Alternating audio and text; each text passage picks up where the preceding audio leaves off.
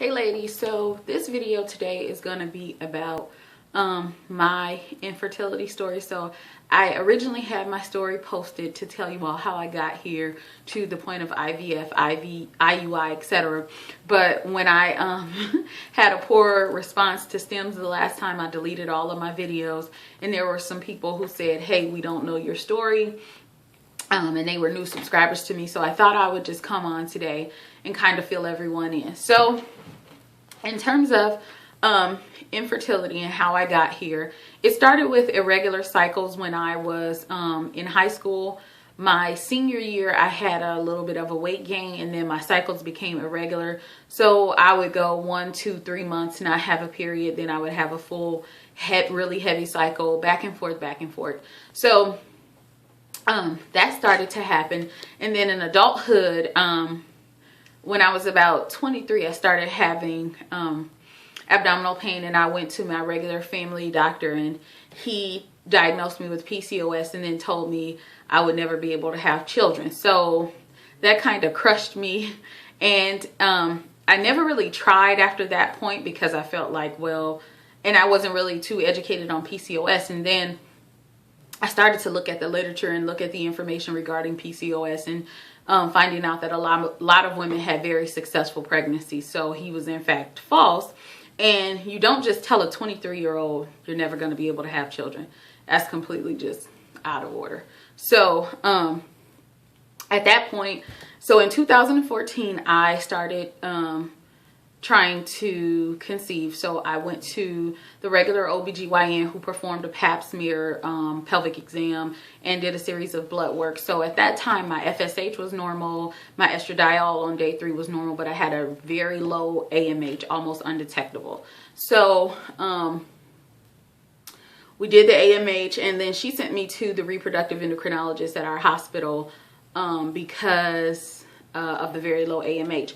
So at that point, the RE said, hey, you're overweight. I'm not going to treat you with Clomid because of the risks associated with being pregnant and complications associated with being overweight and pregnant. So she declined to treat me. So we are self-insured at our hospital, meaning you have to get your care there. So at that point, we started to pay a reproductive endocrinologist. And last year, starting in August, we did 4 cycles of IUI, which were not successful. 3 with Clomid and 1 with letrozole. Every time I took Clomid, my lining was very thin. I would, though, produce 1 to 2 mature follicles, but things didn't work out. So one day, we were sitting around talking, and we decided to look at the benefits that came along with my husband's insurance, and he had been working at his current employer since 2012. And what we realized is that he, after all the money we spent on IUIs, so when you're self-paid there, you pay for every ultrasound, the blood work. So we spent about $8,000 cash, only to realize that he had the insurance coverage the whole time. So that was pretty interesting. So after that, we decided that we would give IVF a try. So you know, it takes them a long time to get you started. They do your blood work. Well, the month we were supposed to start, in April of this year, they did our blood work. They lost our labs. And then so the first time we actually started trying to stem was late June. So at that point, I did not have a response. And that was on a protocol, but I was down regulated with Lupron, and it just didn't work out. So my story is very low ovarian reserve, previous history of PCOS. So again, we started with the stem medication in late June, which was not successful. I didn't make it to egg retrieval or anything. And then in July, late July, early August, I was stemming again, and you all know the story on that. So yeah, basically my story is issues with ovulation, PCOS, very low AMH, and just trying to find that one magic egg that's going to do the trick. So if I was talking to younger women who, you know, I think initially I was career oriented. I got my bachelor's, I got my master's, I finished my doctorate. And my grandfather all the whole time was saying, when are you going to work on a family? You need to be working on having a family. And I thought, Grandpa, I'm trying to get my life in order. You know, I thought we would get married. Well, we've been married for 10 years. We got married young. Get married, become homeowners, have your life in order in a certain way, and then try to incorporate children. That's how I always looked at my life. But honey, if I had known my basket of eggs was running low, I would have used these eggs 10 years ago.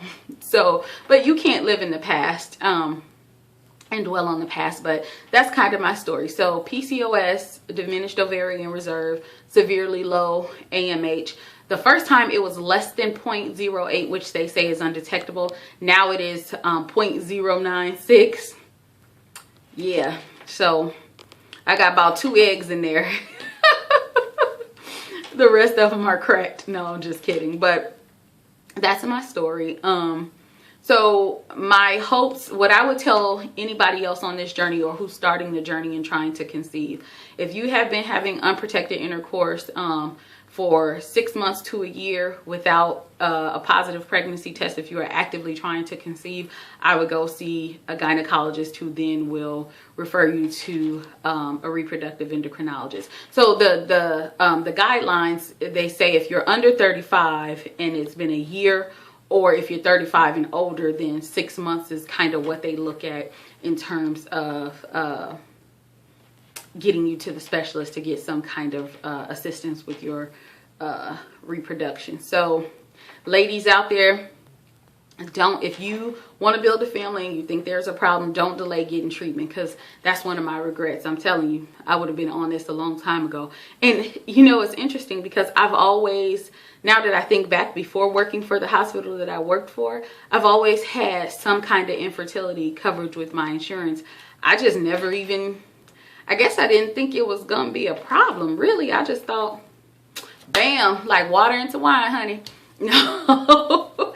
But yeah, that was my thought. I would just do it and make a couple babies and keep moving. But it's kind of like, you know how you go through certain things in life, and my goal is that I can inspire others and encourage others, and I'm 100% confident that God is going to look out for me. And I'll leave you with this thought.